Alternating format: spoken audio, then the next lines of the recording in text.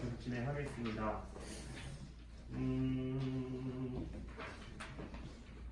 우리가 실험적으로 빛과 입자의 이중성에 대해서 믿을 수밖에 없는 상황이 놓였고, 우리가 잘 알고 있는 빛을 맥스웰 방정식으로 기술하는 것은 잘 알려져 있었어요. 맥스웰 방정식을 프리 스페이스에서 써보면 공간을 두 번 미분한 게 시간을 두 번 미분한 거랑 같아야 된다라는 이퀘이션이 나오잖아요. 그러면은 걔는 코사인이나 사인 펑션이어야 되고, 또는 뭐 조금 더 수학적으로 멋진 표현은 exponential i x였죠. 그래서 공간에 대해서 두 번 미분하면은, 그러니까 그래서 솔루션이 이런 형식이 나왔었지.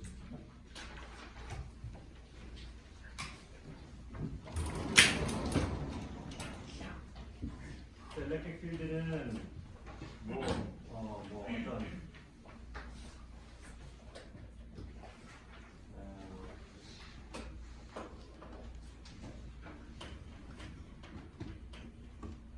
kx 마이너스 오메가 t sin kx 마이너스 오메가 t 이런 걸로 나타내질 수 있다. 이게 가장 일반적인 해죠. 이게 이제 2차 미분 방정식의 해인 거죠. 이거는 뭐 다른 식으로 이렇게 쓸 수도 있는 거죠. 서적으로 전혀 문제가 없습니다.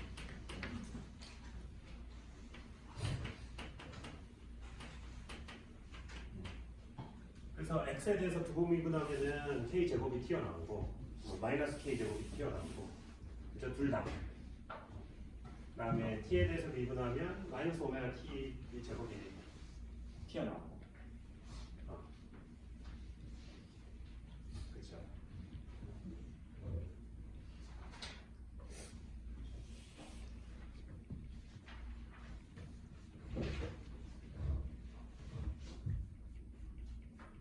그래서 오메가 제곱은 이제 c 제곱 k죠. c는 내가 이렇게 정리된 속도. 이게 맥스웰 방정식의 솔루션이었어요. 그래서 얘를 그대로 물질의 모든 물질은 이제 파동 성질을 가진다. 그래서 그로의 메터 웨이브라는 개념에 대해서 얘기를 했죠. 그래서 이 개념을 확장한 겁니다. 그죠? 그래서 psi라는 웨이브 펑션을 그냥 이름을 붙였고요. 이것도 마찬가지로 똑같죠. x 마이너스 오메가 t.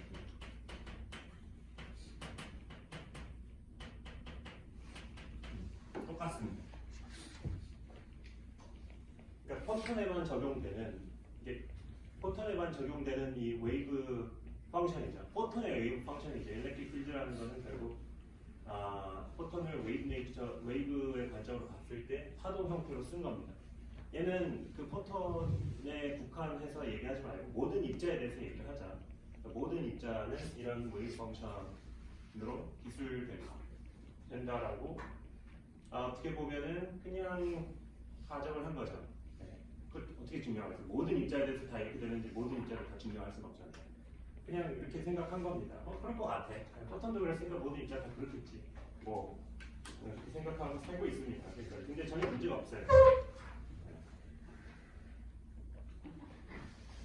그래서 얘를 조금 다른 형태로 얘는 지금 뭐예요? 특정 K에 대한 솔루션이 이렇고, 사실은 뭐 어떤 솔루션은 뭐 어떠한 조합으로도 사실 쓸 수 있겠죠. 어떠한 조합으로 마이너스 보안에서 보안까지. 네. 이것도 솔루션이죠. 네. 얘도 솔루션이에요.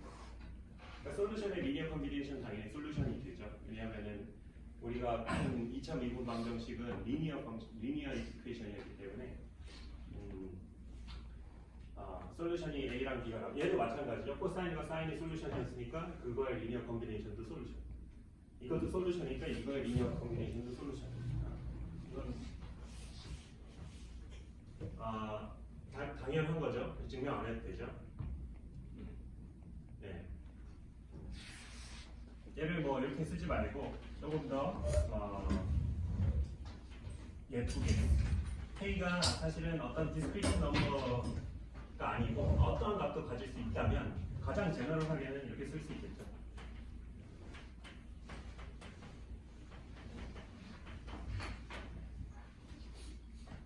이게 가장 제너럴한 웨이브 펑션이라고 볼 수 있습니다. 그래서 우리가 이거를 플레인 웨이브라고 해요. 가장 뭐예요? 그 저기 아이스크림도 가장 밋밋한 맛을 플레인 요거트 그 플레인인가? 그 플레인인가? 아닌 것 같은데 좀 다른데 생각해 보니까 이 플레인이라는 건 판이라는 뜻이죠. 판이라는 뜻이고 그 파동이 그냥 직진으로 쭉 직진 운동을 하면은 이 판이 이렇게 울컥울컥하면서 가는 과정. 네. 예를 들어서 뭐 한 점에서 공을 물에다 떨겨서 거기서 동심원이 퍼져나간다. 그건 플레이너 웨이브는 아니죠. 네. 그거는 뭐라고 하지? 뭐라고 하죠? 보면 이건 플레이는 아니에요. 서큘러 웨이브. 스피리컬 웨이브죠.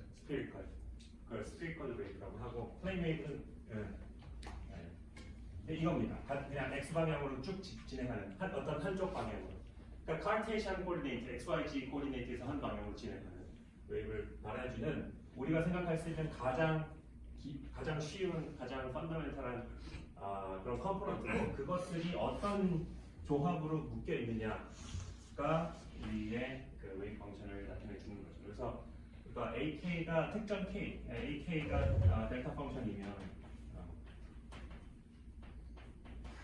그 사이는 어떤 그냥 플레인 웨이브가 되죠. K가 K0일 때만 살아나오니까. 그래서 얘는 웨이브 펑션이 이렇게 됩니다. 그래서 X 방향으로 그냥 계속 진행하는 웨이브예요. 그럼 이걸 굳이 우리가 그려보자면 보통 이렇게 그리는데 사실은 이렇게 그리는데 아니죠. 이미지너리 펑션을 어떻게 그리겠어요? 굳이 그리자면은 이걸 그린 거예요. 리얼 파트를 그린 거 같고 지금 내가 그린 건 사인이니까 이거는 이미지너리 파트를 뭐 그린 거라고 할 수 있겠죠. 근데 여기에 사실은 살짝 현혹되면 안 돼요. 이렇게 돼버리면 이거를 후사이라고 생각해버리면 안 되는 거죠. 네, 이거는 그 컴플렉스 펑션입니다.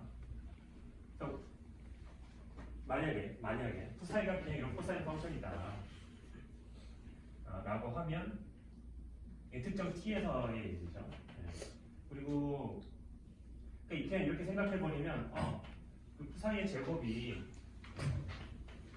probability density라며 density라고 했는데 이걸 한번 생각해보죠. 후사이 스퀘어를 하면 이렇게 되겠죠. 그럼 파티클이 쭉 진행하는 파티클이 그냥 x 방향으로 오메가의 속도를 가지고 k의 파장에 해당하는 k가 결정하는 파장에 해당하는 파장을 가지고 쭉 진행하는 파인데 이걸 이런 식으로 생각해버리면 제곱을 해버리면은 파티클이 여기 있다가 없다가 하는 것처럼 보이잖아요. 말이 안 되죠. 잘못된 해석입니다. 그렇게 해석하면 안 되고 앱솔루트 스퀘어를 취하면 여기 앱솔루트 스퀘어를 취하면 뭐예요? 그냥 1이죠. 1인 거예요. 네. 사이의 그 probability density는 모든 공간에서 동일합니다. 모든 공간에 어디든 플러스 우주 저기 안드로메다에도 있을 확률이 여기에 있을 확률이랑 똑같고 뭐 어디든 다 똑같아요. 플레인 웨이브는 그런 겁니다. 되게 이상하죠?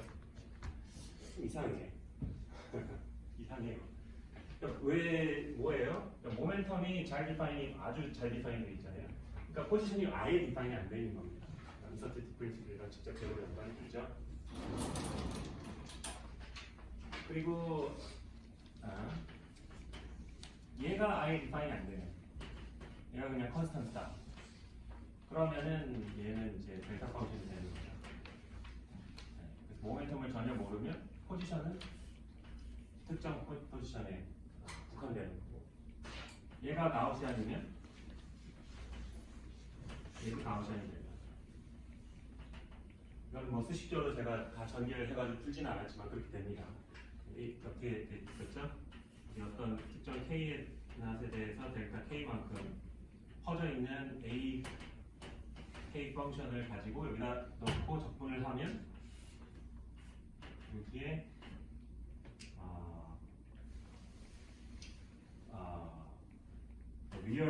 리얼 파트너 또는 이미지너리 파트너 어쨌든 그게 이렇게 보이는 거죠. 네? 그래서 이런 엔벨롭을 가지고 있습니다. 네. 그래서 사실은 probability density를 굳이 그리자면 얘가 가우시안입니다. 네? 요만큼의 이제 uncertainty가 있죠. 그런 겁니다. 이게 probability density를 나타내주는 게 아니에요. 네. 그래서 델타 K, 델타 X가 대략 5/1입니다. 이게 사실은 물리학자들이 별로 신경을 안 써요. 이게 1이든 4든 3이든 5든 사실 별로 신경을 안 써요. 얘가 그냥 5/1이에요. 이걸 어떻게 쓰냐면 5/1. 물리학자들은 대범해가지고 1도 5/1이고 3도 5/1입니다. 10은 이제 5/10의 1승이죠. 그래서 얘는 10의 0승인 거고. 그러니까 5도만 따지려요. 왜냐하면 결국에는 얘를 우리가 알고 있는 모멘텀으로 바꿔주면 이렇게 되죠. 그러면 이번에 h바 정도 보자. 자, 이거 기억나죠? P는 h바 k였죠? 네. 이거 이렇게 해가지고 이 결론이 나왔었어요. 이거 저기 에너지는 이거고 E시고 뭐 이거는 뭐였지? 네. 남대는 맞죠? 아닌가? 이거였나? 네. 뭐 어떻게 해가지고 이 결론이 나왔습니다. 이 K가 그 K예요. 그래서 여기다 H 바를 곱해주면은 뭐 이렇게 되겠죠. 네. 보통은 이렇게 씁니다. 네. 이거나 이제 크다. 보통 이렇게 쓰죠. 근데 이게 H 바면은 H 바가 이거였죠. H 오버 2파이.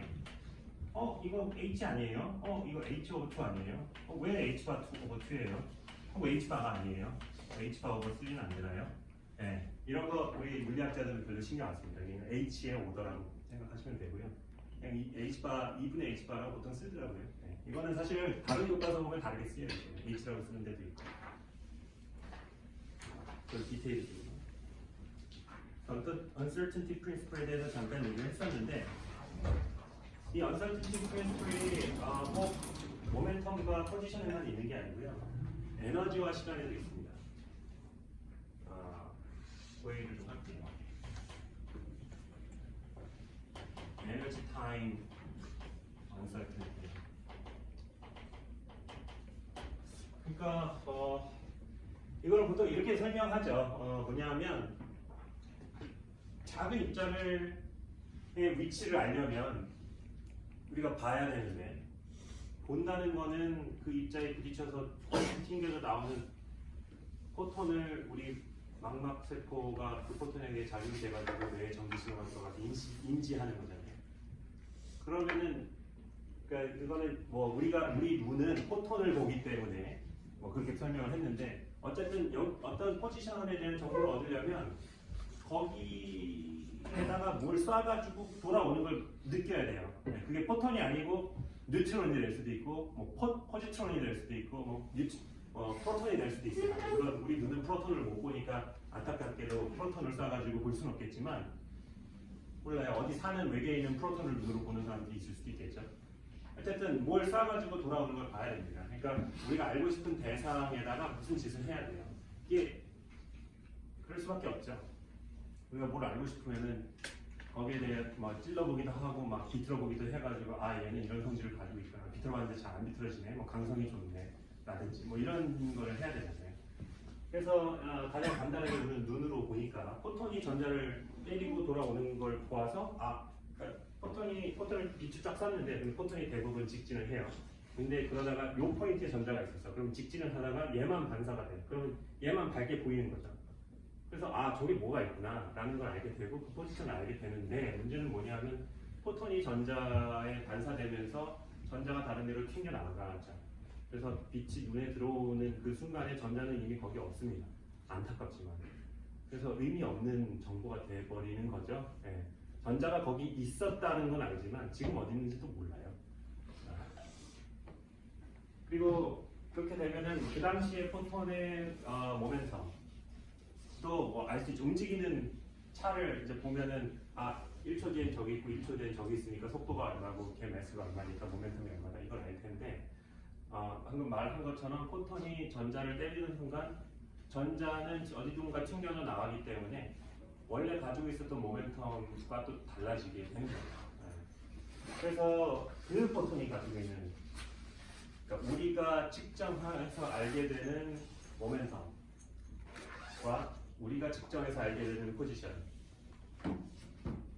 이거는 굉장히 uncertain한 값이 돼버리는 거예요.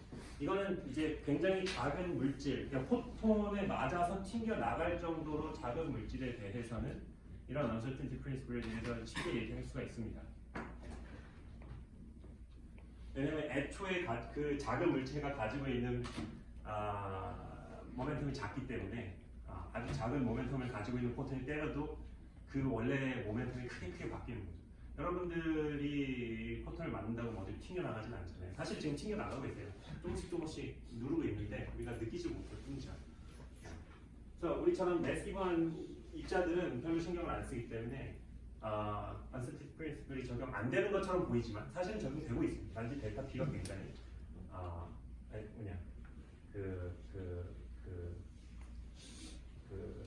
델타 X가 엄청 작고 델타 P가 엄청 작을 뿐인 거죠. 그래서 우리가 그냥 모르는 표현입니다. 뭐 보통 그렇게 얘기를 해요. 뭐 이게 모르겠어요. 제일 쉬운 예고 물론 거기에만 국한하는 건 아닙니다. 아까도 얘기했지만 다른 입자와 입자에서도 다 얘기가 되는 건데 에너지 타임은 뭐냐? 에너지 타임도 uncertainty가 있어요.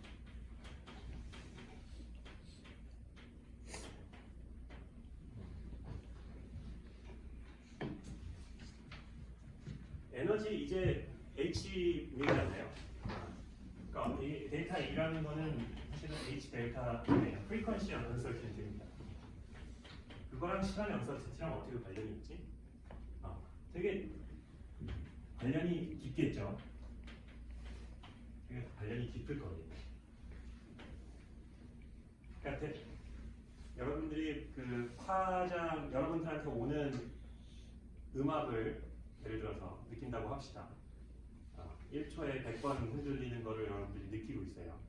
그러면 한 번 그 사이클을 거치는데 0.01초가 걸리겠죠. 그럼 적어도 0.01초 동안 소리를 듣고 있어야 0.01초 동안 사이클이 한 번 오는구나. 그래서 얘가 100Hz구나 라는 걸 알겠죠. 근데 이 100Hz로 오는 음파를 0.00001초만 듣고 그게 무슨 파장인지 알 수는 없잖아요. 그렇죠? 한 사이클조차 지나가지 못했는데 그러니까 마치 코끼리를 보는데 아주 작은 부분만 만지고 이게 어떤 모양인지를 알아야 되는 그런 상황이랑 똑같습니다. 그거를 시간으로 빗대는 겁니다. 그렇죠? 이런 파장이 왔는데 이 한 주기를 겪는 데 걸리는 시간이 뭐예요? 프리퀀시분의 1이죠. 주기죠. 네. 그 주기만큼 또는 주기 정도의 uncertainty가 있다는 얘기입니다. 그렇죠? 그래서 아주 짧은 시간 동안에 측정하게 되면 그 짧은 그 시간 정도의 옥역수의 frequency 정도의 uncertainty가 있는 거고요.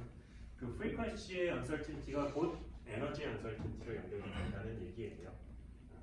근데 이거는 뭐냐? 뭐지? 이거는 여러 가지로 해석할 수 있어요. 우리가 어떤 예를 들어서 어떤 빛이 나와요. 그게 파장을 알고 싶어요. 보면은 빨간색이네 파란색이네 알잖아요. 네.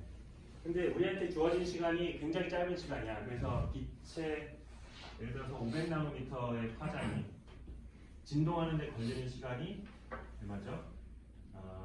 이렇게 되겠죠? 3의 10에 8cm/s이니까 500나노면은 5 곱하기 10의 마이너스 7cm죠. 그래서 주기가 대략 3 곱하기 10의 마이너스 18승인가? 16승인가? 되죠? 네. 엄청 짧죠? 네.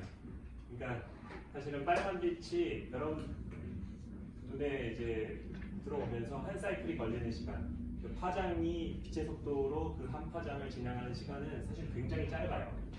네. 굉장히 짧죠. 근데 여러분들한테 이 시간보다 적은 시간 동안 10의 마이너스 18초 동안 측정을 해서 이 파장, 이 입자의 에너지가 얼마인지를 구하여라 라고 여러분들한테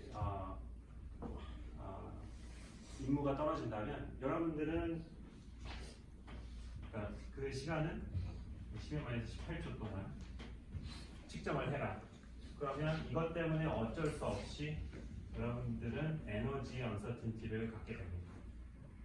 대략 뭐 이렇게 되겠죠. 10의 마이너스 18초분의 10의 34승 줄 세컨이죠. 그러면은 10의 마이너스니까 마이너스 16줄 정도의 에너지 언서튼티를 가질 겁니다. 뭐 이런 느낌입니다. 별로 와닿진 않을 텐데 또 다르게 해석하면 이런 거예요. 에너지 보존 법칙은 당연히 성립해야 된다고 생각하죠, 여러분. 근데 성립 안 할 수도 있어요.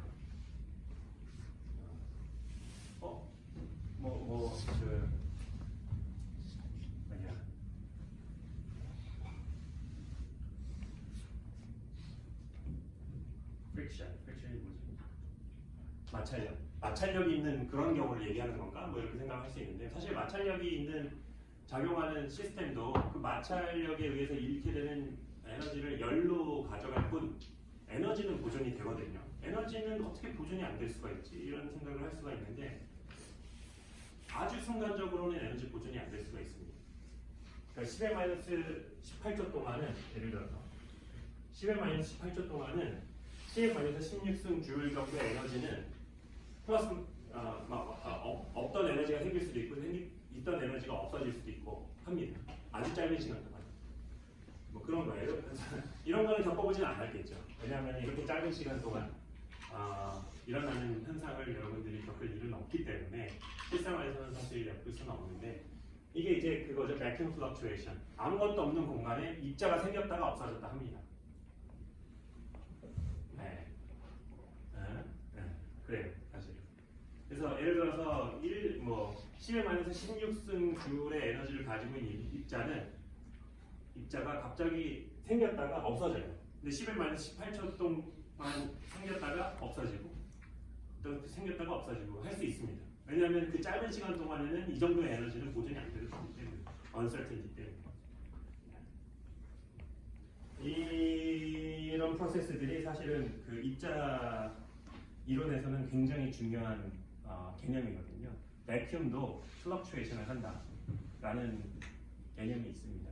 그래서 없던 입자가 생기고 생기던 입자가 없어지고 해서 입자가 상호작용을 하는데 그 중간을 미디에이트하는 입자가 갑자기 생겼다가 미디에이터가 없어지고 없어졌다가 또 생겼다가 없어졌다 하면서 입자가 상호작용을 하는 모델이 있어요. 이거는 이제 입자 원리에 관심 있는 친구들은 열심히 배워보시면 돼요. 자, uncertainty principle에 대해서 잠깐 얘기를 했고 probability에 대해서 조금 얘기를 할게요. 그러니까 이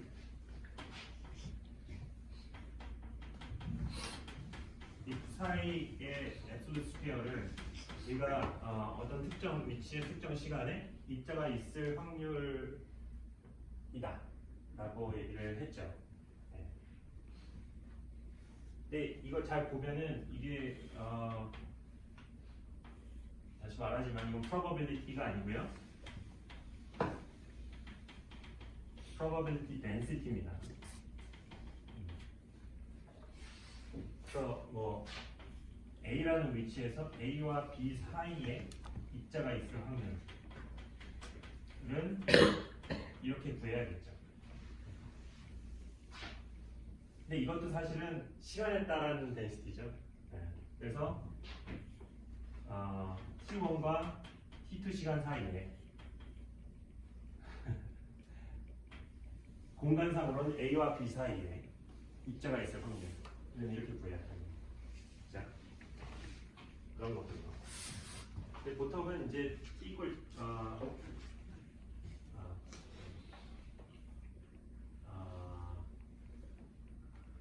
네, 제가 잘못 얘기했어요. 제가 잘못 얘기했고요. 이게 맞습니다. 이게 맞아요. 이게 probability예요. 이게 probability. 시간에 대해서 접근하지 않습니다. 그러니까 given time에 어떤 특정 시간에 A와 B 사이에 입자가 있을 확률은 이렇게 구하게 됩니다. 네, 그게 이런 의미고요.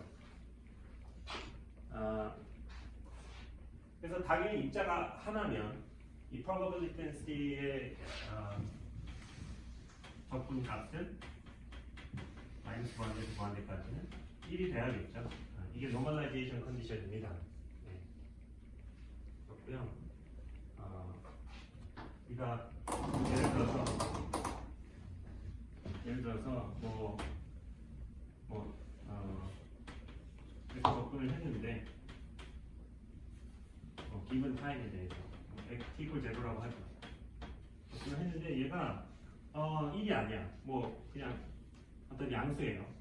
일단 양수여야겠죠. 당연히 앱솔루트 스퀘어는 양수고 양수를 적분하면 양수가 되니까.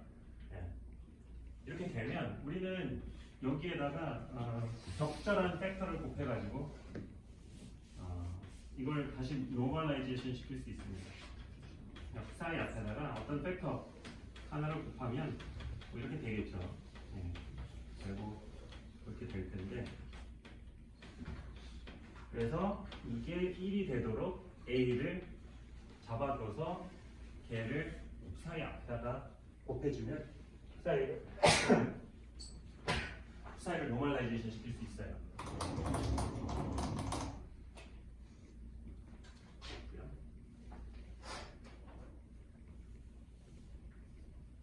그리고 또 하나 글로벌 페이지에 대한 얘기를 할게요. 글로벌 페이지는 뭐냐면 예를 들어서 우리가 실험적으로 볼 수 있는 거는 사이스퀘어이기 때문에 사이가 있고 그 앞에다가 뭐 어떤 익스포넨셜 페이지 팩터를 하나 곱한다고 봅시다. 네. 이 페이지 팩터는 뭐예요? 앱솔루트 스퀘어는 1이고 1인 거죠. 네. 그래서 얘를 원래 있던 웨이브 펑션에 이런 팩터를 뭐 아무런 웨이브 이런 그 페이지 팩터를 곱해도 사실 사이 스퀘어는 바뀌지가 않죠. 바뀌지가 않아요.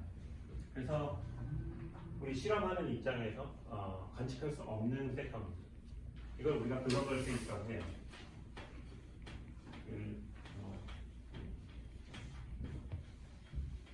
이 웨이브 펑션 전체에 글로벌하게 페이지 팩터가 붙었기 때문에 지금 글로벌 페이지라고 하는 겁니다. 그래서 저런 글로벌 페이지는 측정할 때 아무런 영향을 줄 수 없다라는 얘기예요. 이거랑 이제 굉장히 닮은 그 개념 중에 하나가 그거죠. 게이지 인베리언스. 전자기가 안 되었구나. 네, 넘어갑시다. 그 벡터 포텐셜, 스칼라 포텐셜 안 배웠잖아요. 그렇죠? 일반 물리 시간에는 안 배웠으니까. 네. 지금 배우고 있나요? 전자기학을? 3학년 1학기 때 배웠나요? 2학년 2학기 때 배우는 거예요? 네, 다음 학기에 배우세요. 그래서 거기도 보면은 결국 우리가 실험적으로 측정하게 되는 전자기압적인 오브젝트는 일렉트릭 필드야 마그네틱 필드입니다. 근데 그런 일렉트릭 필드, 마그네틱 필드를 표현해주기 위해서 벡터 포텐셜과 스칼라 포텐셜을 정의를 하거든요. 근데 그 벡터 포텐셜, 스칼라 포텐셜을 우리가 직접적으로 볼 수 있는 값은 아니에요. 하지만 걔를 미분하고 시간에 대해 미분하고 공간에 대해 미분하면 일렉트릭 필드와 마그네틱 필드로 가는데 그 벡터 포텐셜, 그 스칼라 포텐셜을 어떤 식으로 다른 식으로 잡아도 똑같은 일렉트릭 필드와 마그네틱 필드를 잡게 만들 수 있거든요. 네. 그래서 그런 프리덤이 있죠. 그걸 우리가 에이지 인베리언스라고 하는데요. 그거랑 이 글로벌 페이지의 이런 특성, 이 사이를 어떻게 잡아도 사이 앱솔루트 스퀘어는 바뀌지가 않죠. 네. 그거랑 되게 닮아 있습니다. 이걸 유언 게이지 시메트리라고 하는데, 네. 그거는 나중에 뭐 중급 수리 물리 같은 거 배우면은 거기서 또 다르게 될 거예요, 아마도.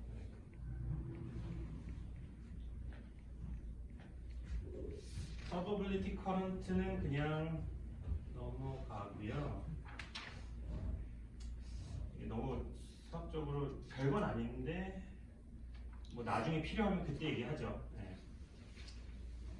오케이. 자, 이제 expectation value 굉장히 중요한 개념에 대해서 얘기합니다. 기대값.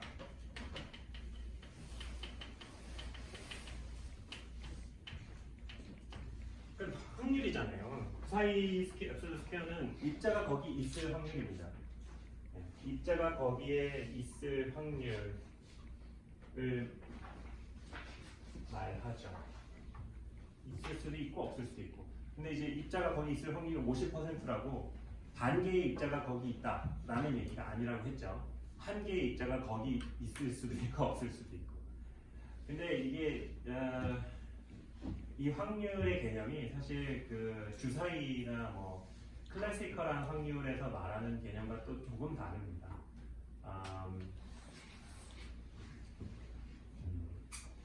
그거는 또 나중에 그 이슈가 나오면 그때 얘기를 할게요. 그래서 expectation value, 우리가 어떤 그 기대값이라는 게 있죠. 우리가 뭐 주사위 1이 나오면은 10,000원을 따고 2가 나오면 20,000원을 따고 6이 나오면 60,000원을 딴다고 합시다. 주사위를 한 번 던졌을 때 여러분들이 따게 될 금액은 얼마일까?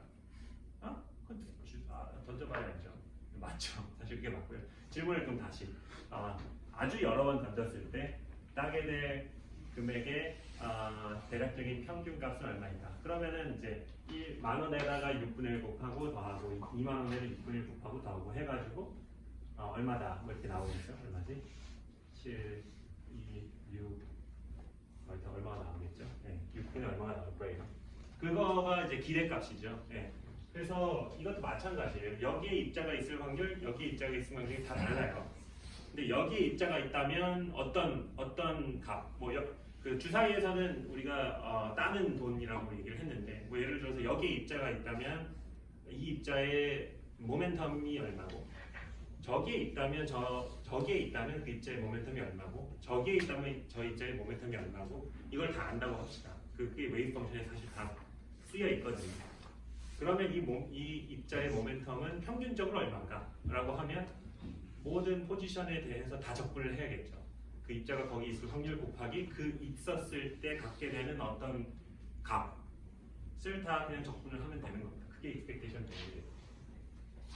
그래서 x라는 포지션이 있을 때 fx라는 값을 가진다고 합시다. 아주 제너럴하게 얘기하는 겁니다. 포지션뿐만이 모멘텀뿐만이 아니고 여러 가지 특성이 있어요. 스핀이 있을 수도 있고, 뭐 칼라가 있을 수도 있고, 다양하게 되겠죠. 어쨌든 x라는 포지션에 입자가 있다면 fx라는 값을 가진다고 봅시다. 그거의 expectation value는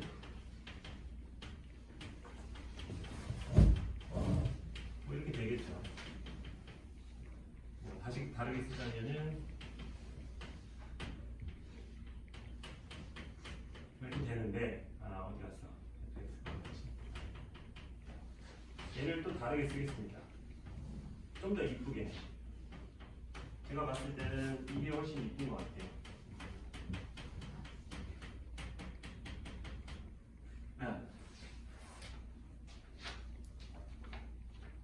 뭐 이렇게 쓸 수 있죠. 이거죠.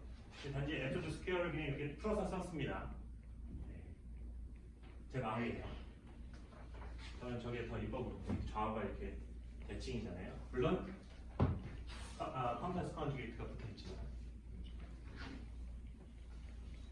자, 그러면 아까 말했던 우리가 입자가 있으면 포지션 알면 모멘텀 알고 싶잖아요. 모멘텀의 익스펙테이션 밸류는 얼마일까?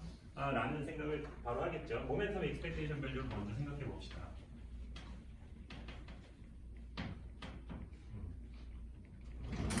모멘텀이 P잖아요. 그러면 우리가 이렇게 하면 되나? 이게 뭐지? P가 포지션에 대해서 어떻게 써야 되지? 이걸 그냥 이렇게 쓰면은 사실은 더 갈 수가 없습니다. 이렇게 하지 말고 그러면 우리 항상 했던 것처럼 세미 클래시컬하게 P라는 거는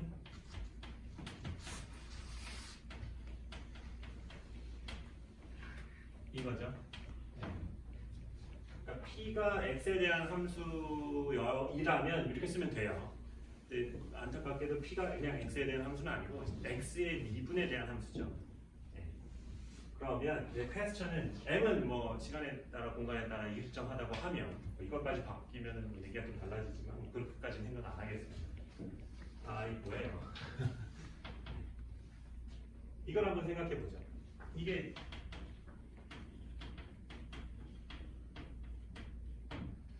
이거죠. 뭐 너무 당연한 얘기죠. 입자가 거기 있을 확률이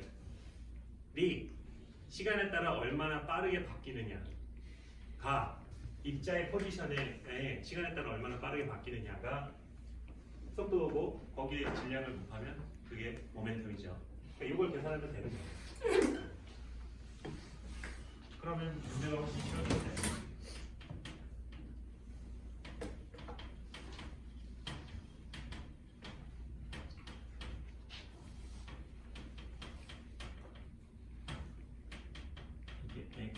xt에 대한 함수고 이는 x고 사이에 xt에 대한 함수죠. 그러면 이거 세 개의 텀이 나오겠죠?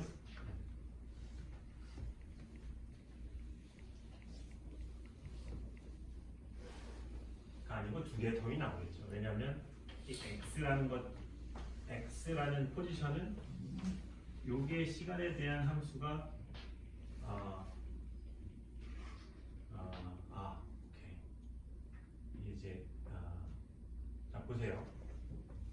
지금 수학적으로 x가 t에 대한 함수인가요? 아니죠. 네. x가 수학적으로 표면적으로 x가 t에 대한 함수가 아닙니다. 물론 x는 t에 대해서 바뀌는 값입니다. 물체가 움직이니까. 네. 하지만 아까 모르고 외계인이 와서 수식을 봤어요. 그럼 x는 t에 대한 함수가 아니에요. 이 두 개의 미묘한 차이가 있습니다. 네. 그래서 x가 t에 대해서 explicit라는 explicit가 뭐지? 뭐 표면적이라고 표현을 합시다. 대놓고 수학적으로 x가 t에 대한 함수는 아닙니다. 물론 선생님 근데 교수님 x t에 대한 함수잖아요. t에 대해서 바뀌잖아. 바뀌긴 하지. 근데 수학적으로는 t에 대한 함수는 아니야. 그거예요. 네. 그래서 미분을 할 때는 얘는 t에 대해서는 미분을 안 해줘도 돼요. 예를 쓰면 뭐 이렇게 쓰게 됩니다. x 사인 플러스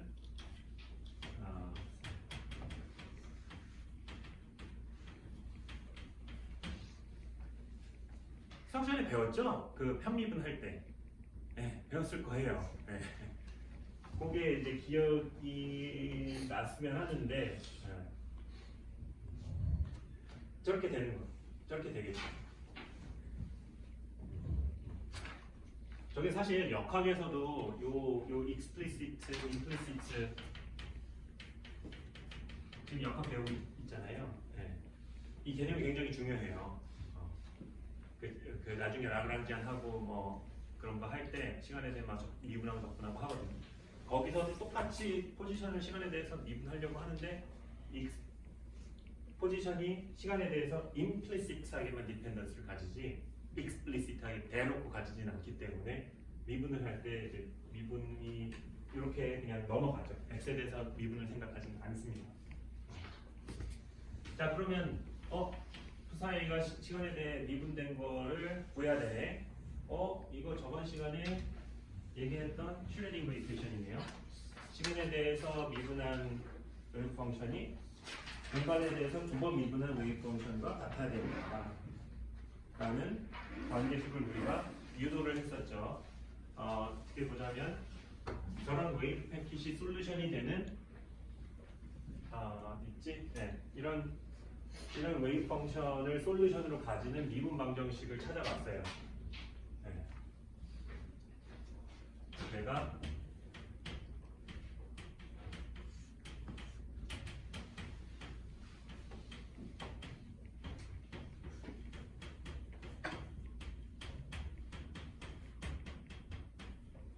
이렇게 돼 있었는데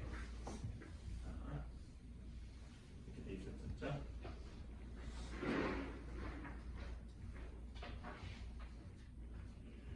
쟤를 여기다 놓고 한번 생각을 해봅시다.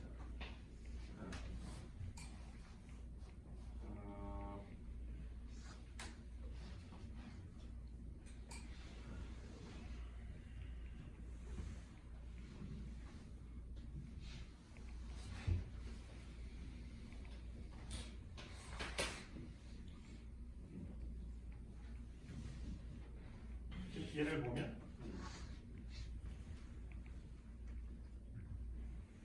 이거에 의해서 얘가 이쪽으로 넘어가고 얘가 이쪽으로 넘어가서 여기에 같이 이게 붙겠죠. 네. 그러면 뭐 이걸로 나눈 거에 두 번 미분한 거 곱하기 x 그 사이가 나오고 얘거에 의해서 v의 푸사이 스타 x 푸사이가 나오죠.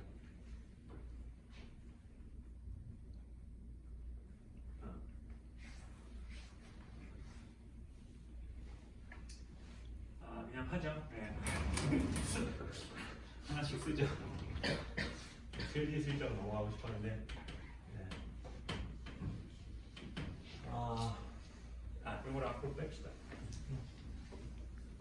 dx에 i분의 h바니까 이거는 그냥 이렇게 합시다. 이거죠? h 하나 없어지고 i가 아래로 들어가니까 i가 위로 올라가면서 마이너스 하나 없어지고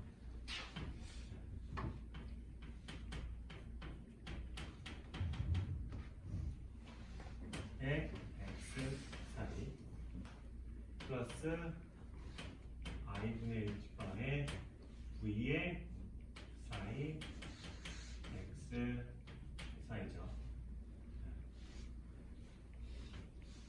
이놈은 똑같이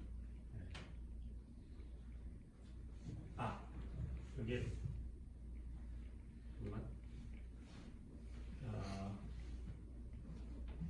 여기에 마이너스가 있어야 되죠. 여기에다가 그 컴플렉스 컨주게이트를 가해주기 때문에 이 앞에 있는 코에피션트도 마이너스가 붙어야 돼요.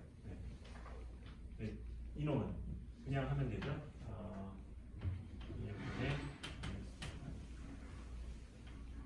이렇게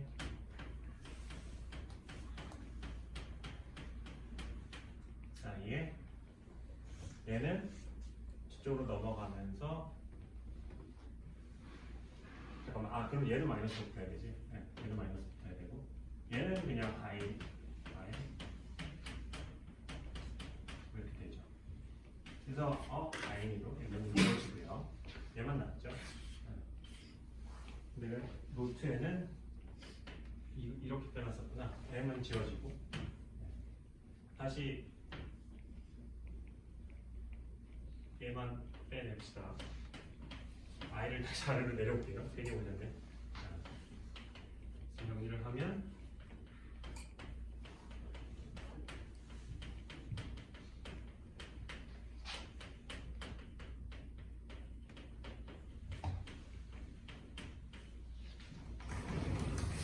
네, 돼요. 자, 뭐 그냥 수학적으로만 따라오세요. 이게 무슨 야 뭐야 이거 뭐 두 번 미분한 거를 엑셀로 푸사이라고 하면 푸사이가 뭔지도 모르겠는데 뭔지 모르는 거 곱하면 뭔지 모르겠는데 라고 걱정하지 마시고 좀 뭐 지금까지 문제 없잖아요. 모멘텀에 대한 익스펙테이션 밸류 구하기 위해서 x에 대한 익스펙테이션 밸류를 시간에 대해서 미분한 거를 구하고 있는 거예요. x에 대한 익스펙테이션 밸류를 구하려고 보니 사이에 x를 스퀘어니까 사실 텀이 3개가 돼버리는 거죠. 그래서 걔를 미분을 하니까 텀이 2개가 나왔죠. x는 타임 디펜던스가 없는 거니까. 그래서 보니까 푸사이의 시간 미분에 대한 정보가 필요해요. 당연하겠죠. 시간에 대한 디펜던스를 알려고 하니까 푸사이가 시간에 대해서 어떻게 바뀌는지를 알아야 속도를 알 거 아니에요. 근데 시간에 대해서 푸사이가 어떻게 바뀌는지는 이미 우리가 슈레딩거 이퀘이션에서 공간에 대해서 어떻게 바뀌는지랑 연결이 되는 걸 알고 있습니다. 그래서 공간에 대한 미분으로 바꿨어요. 그랬더니 공간에 대해서 미분을 하고 공간에 대해서 적분하는 문제로 바뀌었죠. 뭔가 풀릴 것 같은 느낌이 막 들죠. 네. 그 희망을 한낱 신락 같은 희망을 가지고 계속 진행을 하는 겁니다. 얘를 조금 변형을 해볼게요. 얘를 조금 미분형으로 한번 바꿔볼게요. 그러니까 미분을 한 번만 한 거를 미분한 거다 라고 보면 이거 미분하고 저거 미분해야 되잖아요. 이거 미분하면 요 텀이 나오니까 요 놈은 여기에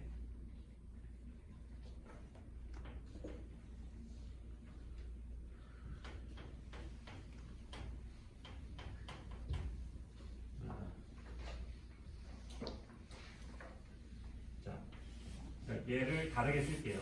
얘를 이거에 얘를 미분한 거 얘는 이거에 이거 그러니까 얘는 이제 텀이 3개죠. 그래서 얘 미분한 거, 얘 미분한 거, 얘 미분한 거를 다 더해줘야 돼요. 근데 그 중에 첫 번째 텀이 우리가 알고 싶은 거니까 두 번째 텀, 세 번째 텀을 여기서 빼줄게요. 두 번째 텀은 x를 x로 미분한 거니까 이렇게 되는 거고, 세 번째 텀은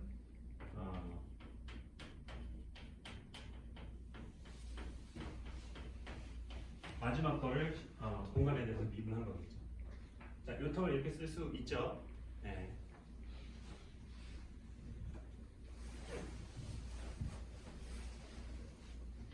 그리고 이 텀에 대해서 한번 생각해 볼게요.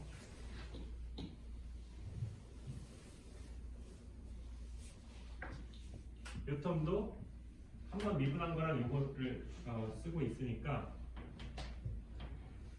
얘를 그냥 요게 요거고 얘를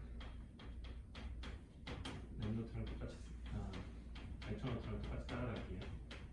이거에 얘를 이렇게 한번 써보죠. 그러면 첫 번째 미분한 거는 얘가 되니까 두 번째 미분한 거를 여기서 없애주기만 하면 되죠. 더해줘야겠죠.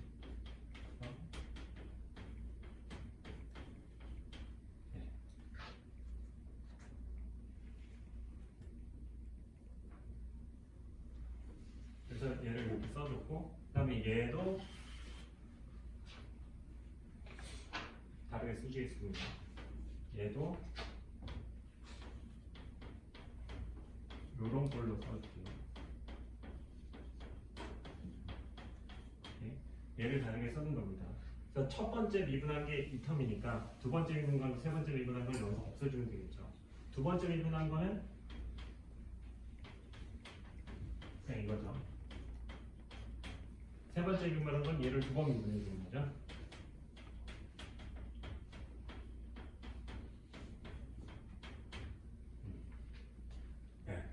그러니까 이렇게 예쁘게 있는 텀을 막 굳이 6개 텀으로 지금 만들었어요. 굳이. 근데 이렇게 써놓고 보니까 요 텀을 6개 텀으로 나눴는데 요거랑 요거랑 같죠. 그래서 요거랑 요거랑 지워지고요. 해서 식을 정리를 하면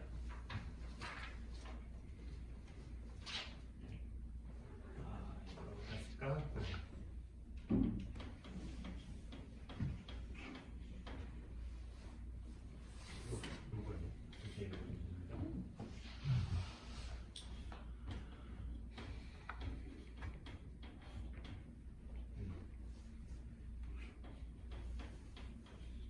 뒤에 그러니까 x에 대한 미분으로 묶일 수 있는 거 다 골라보죠. 예, 예, 예, 예. 얘는 아니다. 얘랑 같죠 지금. 그래서 요 놈을 이걸로 한번 묶어서 써볼게요.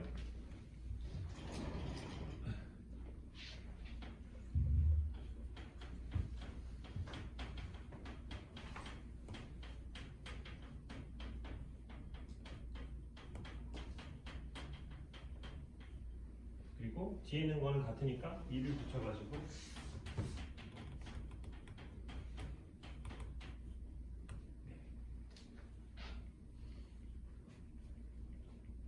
맞지? 네. 그러면 오케이. 미분한 거 적분하면은 그냥 이거 나오죠? 그럼 어떻게 돼요? 이거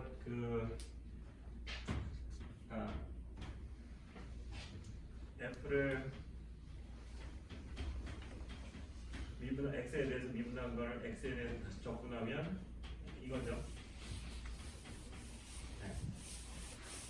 그러면 이 값이 플러스 무한대일 때 값 빼기 이 값에 마이너스 무한대일 때 값을 해주면 되는데, 다행인 거는 웨이브 펑션은 플러스 무한대로 가든 마이너스 무한대로 가든 0으로 가야 돼요.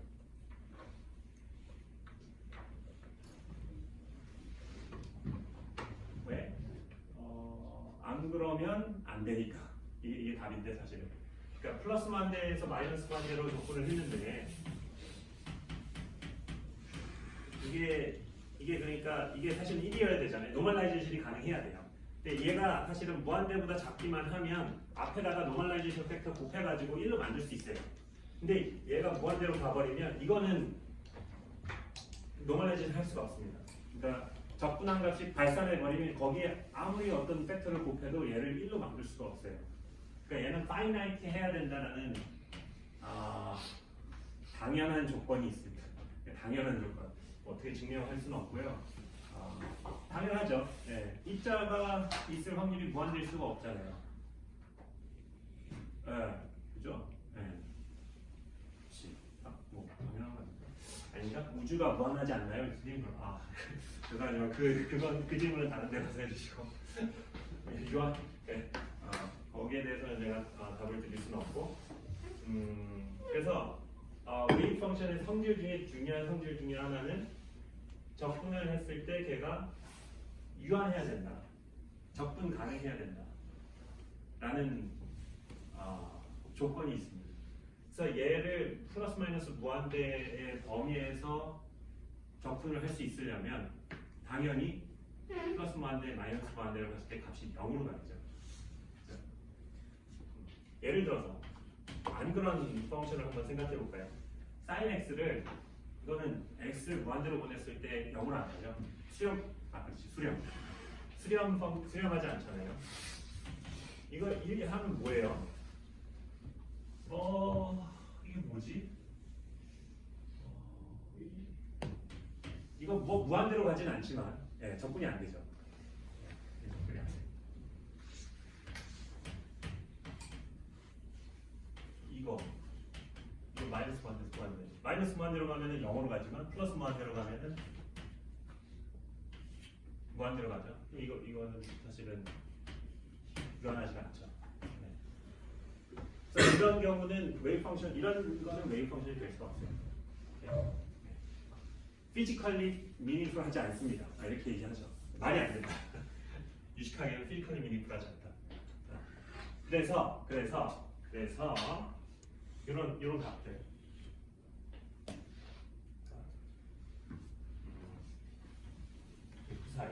심지어 이 x는 무한대로 가버리는데 이 psi가 0으로 가야만 된다. 이 psi들. 이 미분값 말고 얘도 얘 때문에. 그러니까 psi가 무한대로 가면 psi 스타도 무한대로 가요. 0으로 가면 얘도 0으로 가겠죠. 얘가 0으로 가고 이건 뭔지 몰라도 돼요. 이건 몰라도 돼요. x는 몰라도 되고요. psi가 0으로 간다는 거가 중요하고요.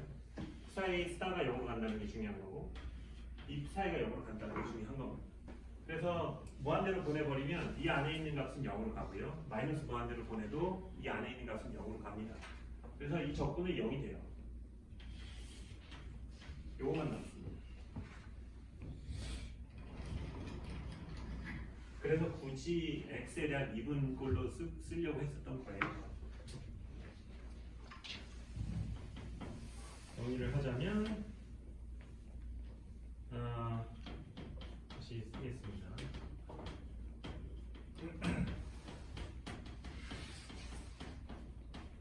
그리고요.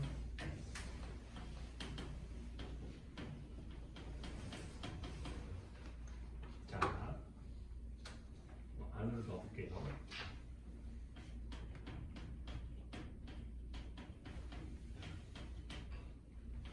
네, 이렇게 됐어요.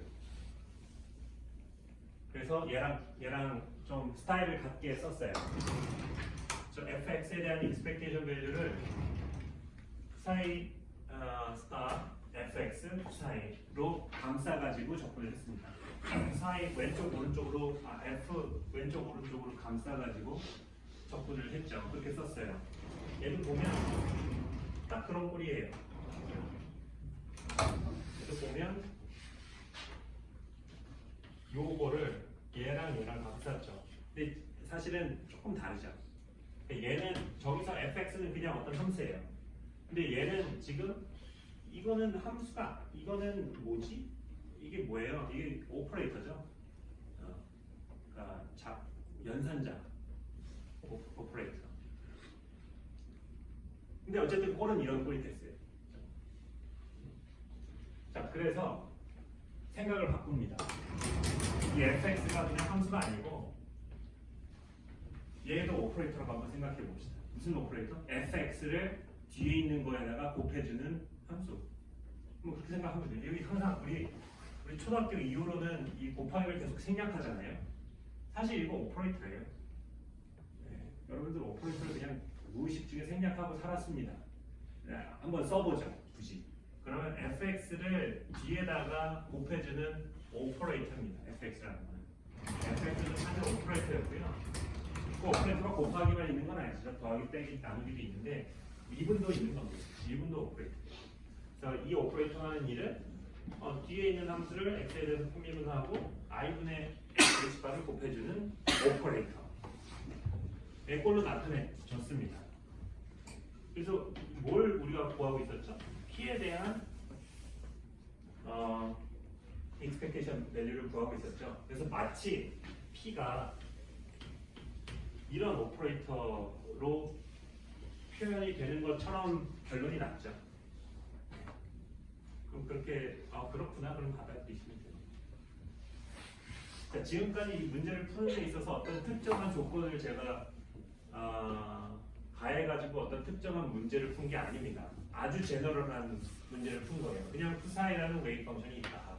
x에 대해서 t에 대해서 디펜던스를 가지는 psi라는 웨이브 펑션이 있고 이 psi의 웨이브 펑션을 가지는 물질의 모멘텀의 expectation value가 어떻게 되는지를 그냥 무슨 때문에 막 써봤는데 어떻게 하니까 물론 교과서의 도움을 받아서 어떻게 잘 썼더니 이렇게 나타내졌고 그게 이런 오퍼레이터의 expectation value처럼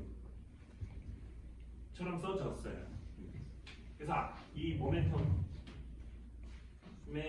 사실 모멘텀이라고 그냥 써버리면 어떤 1kg의 물질이 1m/s로 움직일 때 1kg/m의 단위를 가지는 어떤 값이라고 보통 생각을 하잖아요. 근데 그 생각을 앞에서 했던 것처럼 확장을 해가지고 어떤 배리업이었죠. 지금까지는 변수였는데 배리업을 했는데 이거를 이제는 확장을 할 시간이 됐습니다.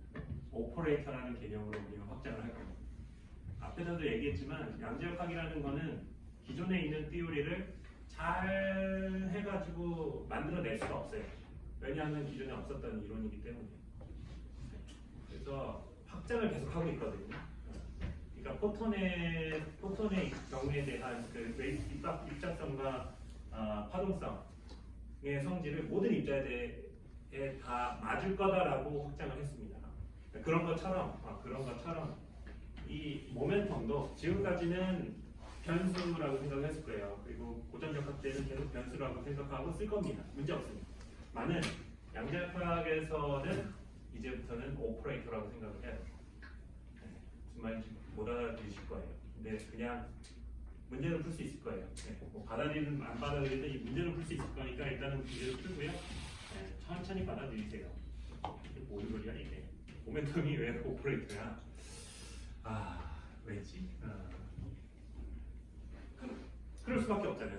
수학적으로. 그러니까 수학을 신봉하시는 분이 있다면 받아들일 겁니다. 근데 직관을 더 우선시하는 분들이라면 아직은 못 받아들일 거예요. 수학적으로는 전혀 문제가 없습니다. 수학적으로 전혀 문제가 없어요. 여러분들이 생각하는 이 세상이 여러분들이 생각하는 것과 같다는 보장은 없죠.